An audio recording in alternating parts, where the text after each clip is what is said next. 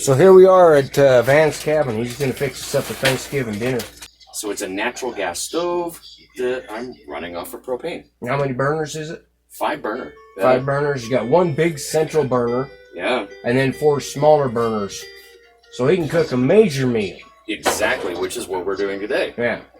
So we're going to do totally unconventional Thanksgiving meal because it's what we have. Yeah. And that's kind of what you do when you're out in the boonies. But some pasta, some veggies, pork chops, and we're going to have some cheesecake as dessert that Lamar brought. So it's going to be fantastic. Looking forward to it. The Van just put in these cabinets. It's something I've been saving up for a while. They're oak cabinets with an acacia butcher block countertop. And you got these at Lowe's? I got them at Lowe's, saved up for a couple of months to be able to afford it. And I'm just so excited because now I'm not living and cooking in the tent. I've got this little tiny cabin I'm building. Yeah. And this morning, as a lot more convenient. Yeah. This morning, as an example, was the very first time I made coffee in the cabin. So and he's got him a wall cabinet with 2 drawers or 2 shelves up there, smaller one up above his window, butcher block top, and then a base cabinet down here. Yeah. Which gives him a nice kitchen. Yeah. And he's got all these cooking implements hung up there above his stove. Got a drawer for utensils. Yeah, I'm literally just loving it. And this is the very first meal I'll be cooking off this setup. So, super excited. You know, last year I did a video on Thanksgiving Day that explained why I'm so thankful for this land that I bought. Because I've been looking for 4 or 5 years, and there's lots of barren land out there that you can buy. Yeah. Relatively inexpensive. But there's no access to anything, barren land, no trees, etc. And I camped a lot, like every single weekend I was camping. And I would go to these places and I'm like, gosh, if I could at least have a juniper tree as an example. Something to look at. You know, or sit under for shade, you know, all that.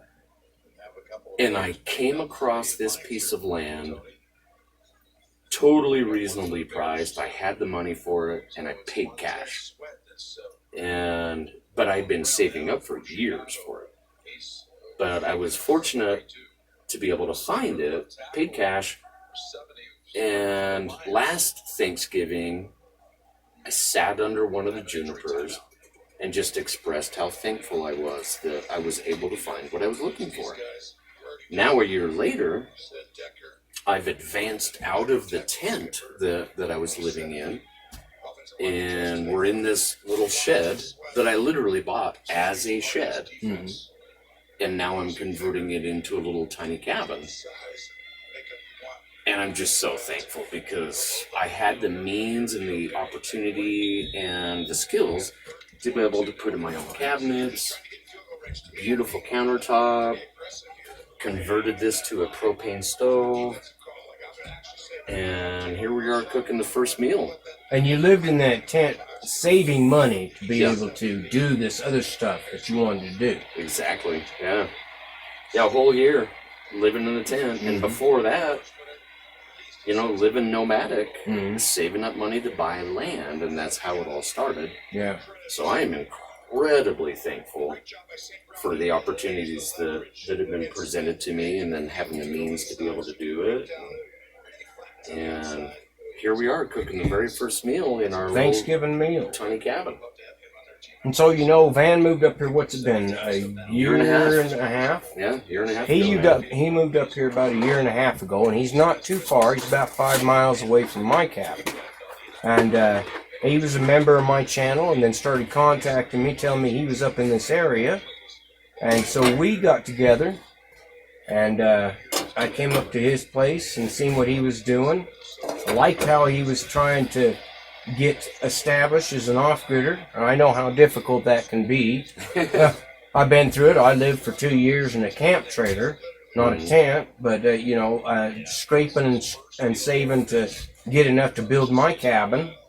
And so I'm very thankful that he's been here because he's also helped me out. He's come down and I've shown videos. He's worked on my roof and helped me put on a patch on my roof.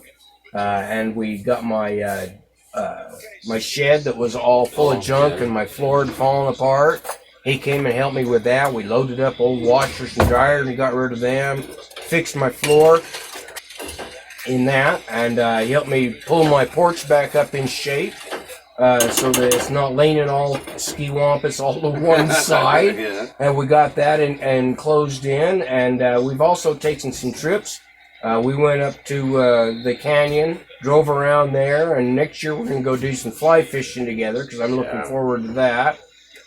We rode e-bikes and took those out. We took the scooter out. I let him ride my scooter and just had a good time. And now he joins me at the gym.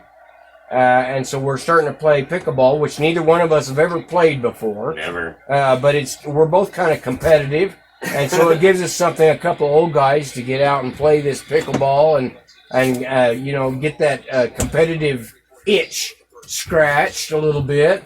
And if you haven't watched the video, he just posted it yesterday. It was a lot of fun. Yeah, it was. It was a lot of fun. I really enjoyed playing it because I used to play tennis and racquetball a lot when I was in college. I was very competitive in those sports. So going down there now, even though I can't move like I used to, I can still get on the court and still do okay playing a game of pickleball, and I really enjoy that.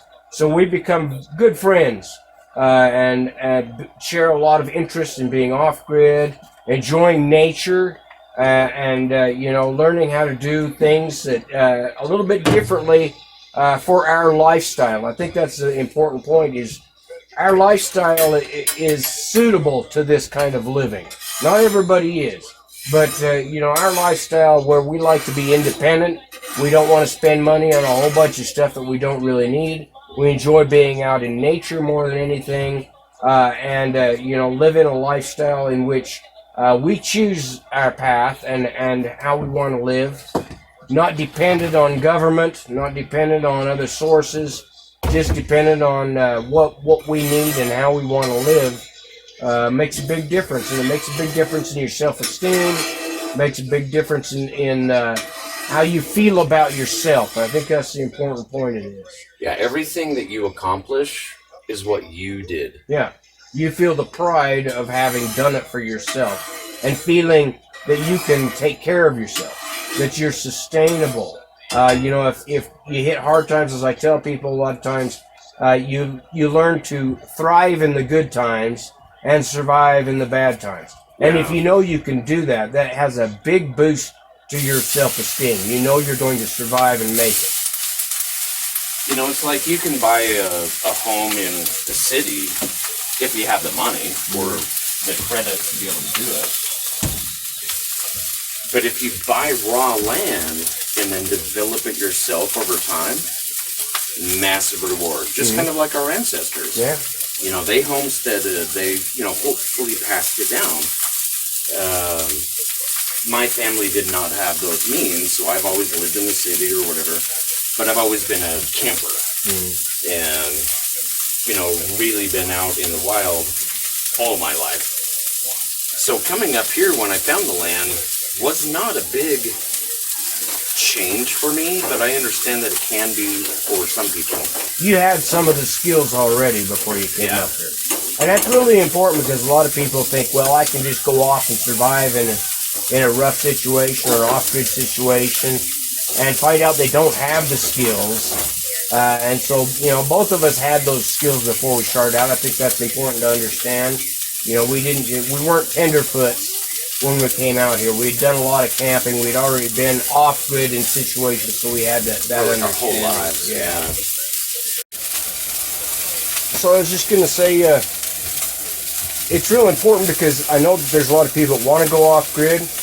Even our old homesteader ancestors understood the need for having a support system, a social network. And I really want to emphasize this to people because if you go off on alone, especially in places where you're not comfortable and familiar with, and you don't have the skills, you're going to end up in trouble. our old ancestors, they always had a social network. Usually it was made up of family members or a church group or something like that. And even the old mountain men did not try to survive just on their own. They had a social network. They would actually stop in and check on each other to make sure they were doing okay. And so it's really important here. You know, the Van, he has me. I have him. We have a social network. We're also not all that far away out in the boonies. We're only about 10 miles away from a town where we can resupply. And we have cell phone service. We have internet. We're not going without communications. He knows that if he has any problems or trouble, he can contact me. I'd be up here to help him out. Same thing with me. If we ever had any problems, I can contact him. He'd come help me out. That social network is really important for off-griders. I try to warn people, especially new people, don't think you're going to go off in the boonies and try and survive all by yourself. You're going to run into trouble. You're going to run into problems. It's a safety issue. And we've had people just up in these mountains up here tried to survive in a tent in wintertime and ended up killing both the woman and her son because they were not prepared and didn't have the skills and no social network and no way for people to contact them and get hold of them to be able to help them out in that situation. So it's really important that you have a social network. When you decide to go off-grid, don't try to do it just on your own or you're going to run into trouble. Okay, so Van just fixed us a really good Thanksgiving meal on his brand new shiny gas stove converted to propane, and he did a really good job on it. And we just want to wish everybody out there a really happy Thanksgiving, everybody. Absolutely. Happy Thanksgiving.